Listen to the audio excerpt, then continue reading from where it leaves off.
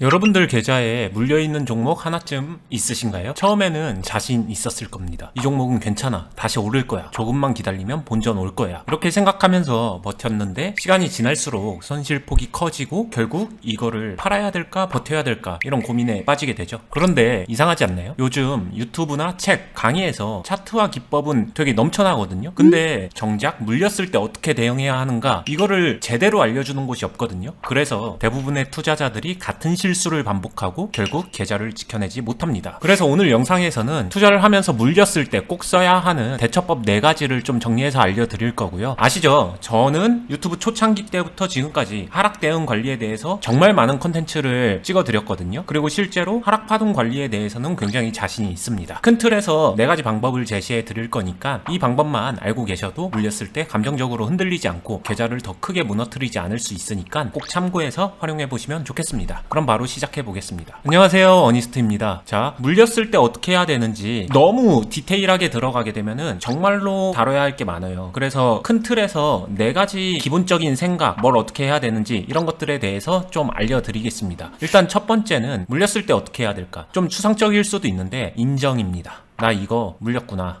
인정하는 거예요. 표현하는 단어 자체에 사람들이 되게 호불호가 갈리는 것 같아요. 물렸다는 걸 인정해? 뭐 어떻게 해? 나 이거 큰일 난 거야? 이런 식으로 단어 어감에서 오는 감정의 긁힘이 있거든요. 그런 거 싹 걷어내세요. 내가 원하는 상황대로 흘러가지 않고 있구나, 뭐 요런 류의 생각을 자기 스스로 먼저 인정을 해야 됩니다. 나 지금 이제 방어해야 될 때네, 이런 식으로 받아들이는 편이에요. 그러니까 투자를 한다는 거는 일단 기본적으로 수익을 내기 위해서 하니까 공격 행동을 하죠. 근데 막 공격을 했는데 이런 데서 샀어요. 잘 샀습니다. 주가가 원하는 대로 잘 올라가 주면은 이런 데서 팔면은 수익이니까 문제가 없죠. 전혀 없습니다. 근데 내가 더 갈 줄 알고 이런 데서 딱 산 거예요. 근데 사고 났더니 이런 식으로 빠져버리네. 그냥 짧은 흐름에서 이렇게 보이지만 이게 만약에 일봉이라면, 이게 만약 주봉이라면, 이런 관점에서 놓고 보게 되면은 하락이 굉장히 크게 길게 이어지는 거죠. 그러면 이거는 분명히 처음에 들어갔었을 때 내가 원하는 상황이었을까? 아니겠죠. 그럼 이러한 상황에서 나는 방어를 해야 되는구나, 이거를 인정하고 인지하는 게 저는 하락 대응에 대한 물린 주식을 잘 처리하기 위해서 반드시 필요한 첫 번째 순서라고 생각을 합니다. 이 인정 자체가 말은 쉬워요. 근데 인정을 하기까지 나라는 복병이 있습니다. 내 감정이 그거를 인정하고 싶지 않고 나는 어떻게든 합리화를 만들고 나는 어떻게든 다른 생각을 하게 되고, 그러면서 이 행동을 자꾸 미루게 되고 아니면은 모른 척 하려고 하고, 이게 사람의 본능이거든요. 여러분들이 잘못된 게 아니라 사람의 본능이 그쪽 방향으로 이끕니다. 근데 그 본능을 극복하는 게 너무 중요하기 때문에 그러기 위해서는 정확하게 인지하고 인정하자, 이거를 첫 번째로 이야기를 하고 싶어요. 첫 번째 인정이 별거 아닌 것 같지만 이 단계를 첫 번째로 얘기한 이유는 인정하지 않으면은 그 다음 기술이나 컨트롤, 노하우 이런 것들이 무용지물이라서 그런 거고요. 일단 스스로 인지하고 인정하지 않으면은 하려고 하지 않기 때문에 1번은 필수적으로 가장 먼저 선행되어야 되는 조건이 아닐까 생각이 듭니다. 인정을 했으면 그래서 어떻게 하면 되는데, 요 부분인데요. 저는 포괄적으로 방어라고 얘기를 할게요. 두 번째는 이제 방어를 하기로 했으니까 방어를 해야 되죠. 그럼 이 방어에는 반드시 기준이 필요해요. 방어의 기준을 좀 구체적으로 명확하게 세워둡니다. 여기에 정답은 없는데 예를 들어 볼게요. 가장 단순하고 보편적이면서 사람들이 좀 쉽게 하는 방법, 손절이죠. 저는 개인적으로 손절이 좋다, 손절이 답이다 이렇게 생각하는 사람은 아니에요. 하지만 손실 매도는 반드시 할 줄 알아야 된다, 여기에는 너무너무 동의를 합니다. 마이너스 3% 손절이다, 이거 굉장히 대중적인 숫자죠. 이런 식으로 기준을 명확하게 잡아놓는 거, 이것도 하나의 방법이에요. 저는 이게 나쁘다라고 말하는 게 아니라 이것도 하나의 옵션이고 선택할 수 있는 방법이다. 다만 저는 이 방법을 맹신하거나 사용하진 않는다. 꼭 손절만이 답이라고 생각하지 않기 때문에 저는 그렇다, 이렇게 생각을 하면 되고요. 손절이 아니더라도 구체적인 나만의 기준이 있어야겠죠. 저는 파동을 보면서 하는 거고, 이 안에서 저는 손절 대신에 손실 매도를 보죠. 당연히 손해는 봅니다. 제가 만약에 손절 안 한다고 해서 나는 손해 절대 안 봐, 이렇게 오해할 필요는 없어요. 저도 손실 매도 굉장히 잘합니다. 리밸런싱 하면서 좀 대체하는 거예요. 손절을 한 번에 다 잘라버리면서 행동을 한 번에 딱 끝내버릴 수가 있는데, 저는 매매할 때 그 행동을 한 번에 집약해서 하는 거는 타이밍적으로 딱 그럴 만한 상황이 나왔을 때를 제외하고는 이게 되게 유리하다고 생각을 안 하기 때문에 나누는 거죠. 기본적으로 분할 매수, 분할 매도 하는 것과 같은 맥락으로 나의 판단, 나의 행동을 좀 나눠주면서 리밸런싱을 한다. 하지만 그때 어떻게 할 것인가에 대한 기준은 굉장히 명확하게 갖고 있고요. 이 기준을 그럼 대신 세워달라? 이건 말이 안 돼요. 자기 자신의 기본기, 실력, 여기에 기반해서 만들어지는 거기 때문에 스스로 세워야 되는 건데, 제가 확실하게 말씀드리고 싶은 거는 이 기준은 꽤나 구체적으로 정확하게 시행 가능할 정도로 디테일하게 세워놔야 됩니다. 그게 방어의 기본이에요. 훈련하시는 분들 가만히 보다 보면은 포괄적으로 이쯤에서 방어하면 될까? 굉장히 두루뭉술한 그런 형태의 방어 계획만 가지고 있는, 느낌적으로 여기보다 더 떨어지게 되면 위험하겠네, 그냥 그 정도로만 생각하고 있는, 하지만 실제로 파동이 위험한 구간을 건드렸었을 때 정작 행동은 못하게 되는 이런 모습 되게 많이 보거든요. 그게 전부 다 기준이 불명확해서 그냥 느낌대로 애매모호하게 있어서 그런 거고요. 그런 기준에 비하면 마이너스 3% 되면 기계적으로 손절한다, 이런 류의 대응이 좀 더 부각받고 인정받고 있는 이유 중에 하나라고 생각을 해요. 마이너스 3% 손절이 좋은 게 아니라 저는 여기서 가장 중요한 거는 기준이 명확하다, 이게 좋다라고 생각을 합니다. 바로 이행할 수 있으니까, 더 안 좋은 상황을 막을 수 있으니까. 그래서 그런 거지, 결국에는 방어의 방법은 손절만이 정답도 아니고 다른 어떤 형태로든 간에 내가 방어할 수 있으면은 그거를 명확하게 사용하면 된다. 만약에 나는 방어를 전혀 할 줄 모른다, 그러면은 손절을 하는 게 맞다라고 생각을 합니다. 두 번째 내용, 방어에 대한 내용을 정리를 하게 되면은 어떤 방어가 됐든 간에 그 기준을 명확하게 구체적으로 세워둔다. 필요하다면 숫자로 정해둔다. 그렇게 해서 그 상황이 오게 되면은 스스로 방어 행동을 정확하게 이행할 수 있도록 만든다. 이게 두 번째 이야기였습니다. 물린 주식을 잘 처리하기 위해서, 관리하기 위해서 대처하는 방법 세 번째는요, 평단 조절이죠. 흔히 알고 있는 물타기입니다. 물렸으니까 물을 타는 거죠. 자, 여기서도 근데 중요한 게 있어요. 이런 데서 매수를 시작했다라고 해볼게요. 이렇게 하락을 하는데 이 밑에서 추가 매수, 추가 매수, 추가 매수, 추가 매수 이렇게 해주고서 이렇게 올라와 주게 되면은, 팔아주면은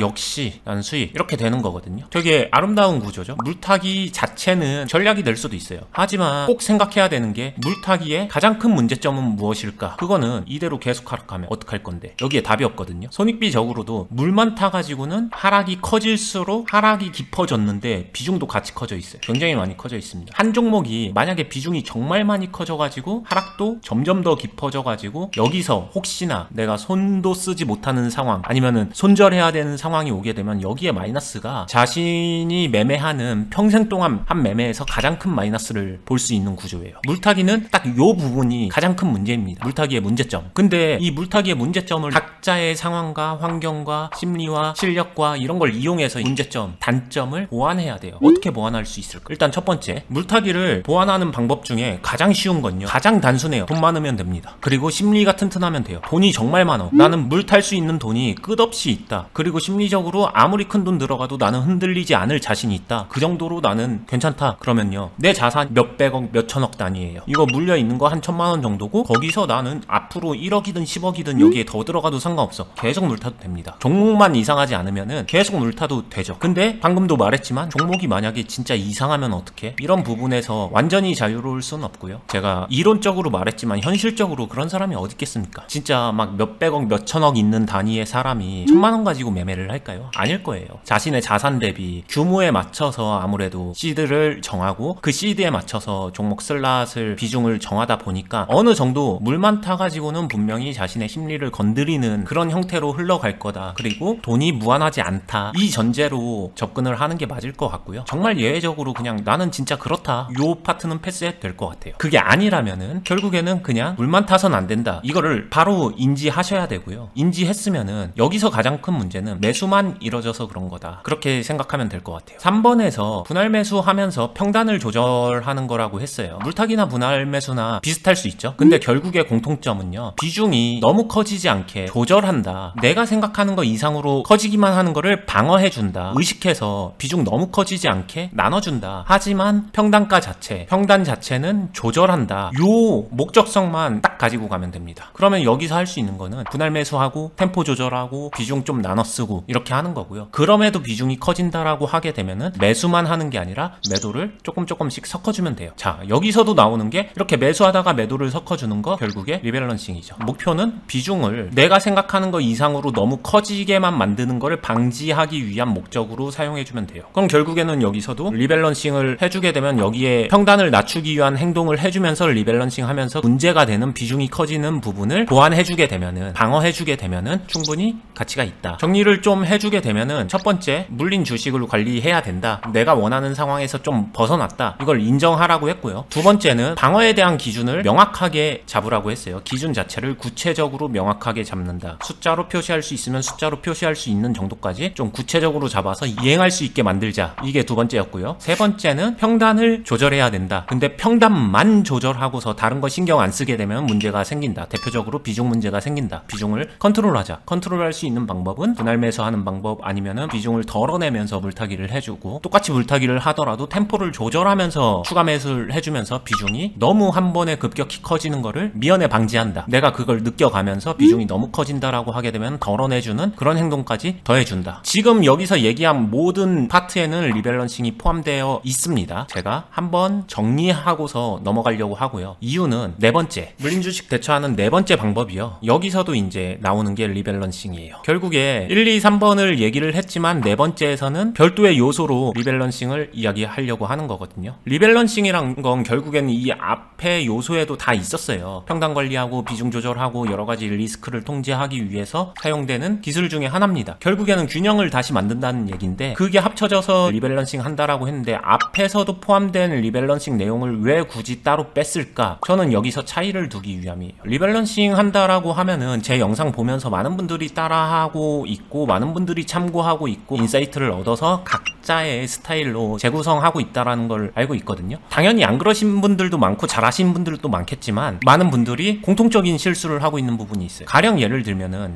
여기서 쭉 매수를 했어요. 매수를 하는데, 매도를 이렇게 할 때 항상 올라야지만 매도를 합니다. 이 자체를 리밸런싱이라고 틀에 박아 놓은 형태로 생각하시는 분들이 많은 것 같아요. 근데 제가 말하는 리밸런싱 굳이 따로 뺀 이유는요, 이런 게 될 수 있다고 생각을 합니다. 여기서 타이밍적으로 엇박 나면서 매수 시작할 수 있죠. 돌파될 줄 알고 매수했는데 빠졌어요. 밑에서 매수했는데 빠졌어요. 여기서 리밸하면서 팔아줬고 여기서 다시 샀습니다. 이런 거 보게 되면은 기본적인 리밸런싱이라고 생각하는데, 제가 말하는 거는 이런 거, 보통 이거는 손절하시는 분들이 잘하는 건데, 여기서 매도하고 이 밑에서 매수 다시 매도, 이런 거거든요. 그러니까 매수하고 매수가 아래서 매도해주는 거, 이게 보통 손절이죠. 손절하는 사람들이 잘한다라고 얘기를 했던 게, 이런 행위가 대표적으로 손절을 쓰는 사람들이 사용하는 매매 조합이거든요. 매수했는데 더 빠지면 손절, 그 다음에 아래에서 다시 산다. 그래서 손절 사용해도 돼요. 근데 저 같은 경우에는 그래서 이거를 먼저 팔고 다시 산다, 불리하니까 팔고 산다. 그리고 이게 보합매매랑도 연결이 되거든요. 리밸런싱을 오해하지 말라고 얘기해주기 위해서 따로 뺀 건데, 리밸런싱 안에는요 손실 매도도 들어가고요, 손절 같은 손실 매도. 그렇다고 해서 여기서 그러면 손절하는 거냐? 아니에요. 그거는 비중을 얼마나 사용할지 본인이 정하는 거예요. 손절한다는 거는 다 털고 다시 사면 되고, 그게 난 거 아니야? 이럴 수도 있고요. 경우에 따라서는 여기서 다 터는 게 아니라 일부만 털어줘도 그 다음 남은 물량하고 합쳐서 컨트롤해도 훨씬 더 되니까, 각각 행동에 장단점이 있을 뿐 뭐가 정답이다 이렇게 구분할 필요는 없다라고 생각을 하고요. 하지만 공통분모로 묶이는 거는 손실을 먼저 내는 손실 매도를 할 줄 알아야 된다. 리밸런싱에서는 이거 반드시 포함되어 있어야 된다. 그 다음에 두 번째는 보합매매도 리밸런싱의 좋은 기술이다. 이거를 얘기해주고 싶어서 따로 분류한 겁니다. 아까 얘기했지만 요 두 개에 해당하는 것도 제가 말하는 리밸런싱에 포함되는 건데, 꽤 많은 어떤 분들은 이거를 포함되지 않다라고 스스로 틀을 정한 사람들도 있는 것 같아요. 훈련하시는 분들 중에서도 그런 게 있고, 아무래도 손실매도나 보합매매 이런 것들이 감정을 건드리는 매매다 보니까 하기 싫죠. 본능적으로 하기 싫고 거부감이 있는데, 그럼에도 리밸런싱을 잘한다는 거는 이게 포함되어야 된다. 방금 전에 말한 상황을 보게 되면 샀는데 올라가서 일부 팔고 내려와서 다시 샀는데 이 밑으로 갈 때 여기서 팔고 밑으로 갈 때 산다, 이런 거거든요. 여기서 팔 것 같으면 어차피 더 하락할까봐 파는 건데, 여기서 그러면 다 팔고서 손절해버리고서 밑에서 사는 게 맞지 않아? 아니면은 비중만 좀 팔고서 다시 사는 게 맞는 거야? 이거는 계속 얘기하지만 비중을 어느 정도 활용하느냐에 대한 부분이고요. 상대적으로 이런 것들을 비트에서는 좀 더 쉽게 명확하게 생각할 수 있거든요. 비트 같은 경우에는 상승이나 하락 둘 다 활용할 수 있다라는 그런 시장이라고 보고서, 여기서 만약에 사서 올라갔었을 때 수익을 노리고 있는데 올라가지 못하고서 떨어질 때 전환시킬 수 있거든요. 이 감정적 거부감이 뭐냐면은, 주식에서는 하락에서는 나한테 득이 되는 게 없잖아 이렇게 되는 거예요. 대표적으로 숏이라는 게 있죠. 숏은 하락에 베팅을 하는 거예요. 그러면 하락했었을 때 나는 수익이 나, 이런 상황으로 가정해보게 되면은 여 상황에서는 올라갈 줄 알았지만 이거 떨어지는 건데 무너짐인데, 그럼 무너짐에 베팅하면서 공격을 할 수도 있을 거란 말이에요. 만약에 이 상황을 알게 되면 여기서 과연 어느 정도의 비중을 쓸 것인가, 이런 문제거든요. 내가 그 전에 주식으로 50% 정도 비중을 가지고 있었는데 물리려고 하는 순간에 비중을 줄여서 나는 20%만 남길 거야, 손절해서 다 덜어낼 거야, 아니면은 역으로 상승하면 수익 나는 비중 50%를 가지고 있었는데 반대로 여기서는 하락하면은 수익 나는 비중 50%를 가지고 있을 거야, 이런 식으로 비중의 차이거든요. 이 중에서 뭘 어떻게 선택할 것인가, 이거는 개별 선호도에 따라서 다르고요. 제가 예전 영상에서도 많이 말했지만 결국에는 비중의 왕복 달리기, 내가 활용하는 비중의 편차를 얼마나 다르게 왕복을 시키면서 활용할 수 있는 비중을 다루느냐, 이게 매매 회전 같은 거죠. 그거에 따라서 결국에는 실력이나 결과값이 많이 차이가 나기 때문에 정답은 없지만 그래도 어느 정도 왕복 달리기를 할 줄 아는 게 큰 수익을 내는 데는 더 도움이 되는 건 맞는 것 같습니다. 일단 오늘은 수익을 더 크게 낸다가 아니라 물린 주식을 어떻게 관리하고 물려있는 상황에서 어떻게 대처해야 되는가, 이거에 대해서 이야기를 해드려서 이렇게 얘기를 한 거고요. 요즘에는 이런 생각을 많이 합니다. 주식 투자하면서 나빠져 있는 습관, 근데 본인이 인지하지 못하는 거, 비트 매매를 3개월에서 6개월 정도라도 해보게 되면은 자신의 나쁜 습관이 뭔지, 교정해야 되는 기본기가 뭔지 디테일하게 파악할 수 있는 것 같아요. 훨씬 더 많은 파동이 존재하기 때문에 내 습관 값이 어떠한지 이거를 파악하는데 훨씬 더 좋은 용도로 사용되고 있다. 그래서 이 안에서의 수급값 파동을 가지고 훈련을 실제로 하고 있고요. 훈련을 하다 보면은 본인의 나쁜 습관, 좋은 습관, 이런 게 구별이 훨씬 더 잘 됩니다. 그걸 토대로 주식에서 매매를 하게 되면은 물려있는 상황에 대한 대처 능력 훨씬 더 좋아지고, 주식 투자 능력도 좋아지고, 기본적으로 투자하는 습관 자체가 굉장히 좋아지면서 상향 평준화가 될 수 있다라고 생각을 하기 때문에 무조건 주식만 할 거다, 비트만 할 거다, 이런 식으로 편견을 갖기보다는 함께 같이 투자를 해봐도 좋을 거라고 저는 생각을 하고요. 일단 이거를 함께 이용해 보면은 훨씬 더 좋을 거라고 생각을 하고, 기본적으로 투자를 하면서 수급값 파동을 볼 줄 알고 그거를 활용할 줄 알고 그 안에서 포지션 균형을 세워야 된다는 거 너무나도 중요하기 때문에 그걸 위한 기본기 훈련 다들 열심히 꾸준하게 해나갔으면 좋겠습니다.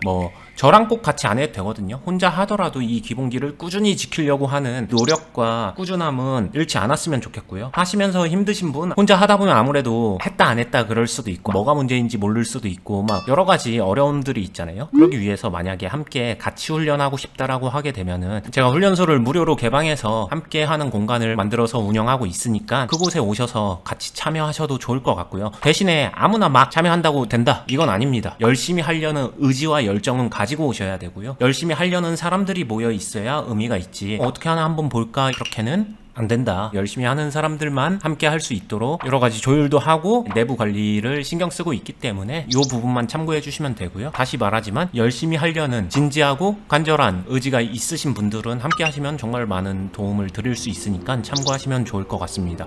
구독자분들 모두에게 열려있는 공간이니까 참고하시면 좋을 것 같고요. 앞으로도 실전에 도움되는 영상으로 항상 좋은 이야기 해드릴 수 있도록 노력할 테니까 구독과 좋아요, 알람 부탁드리겠습니다. 긴 영상 보시느라 수고하셨고요. 감사합니다.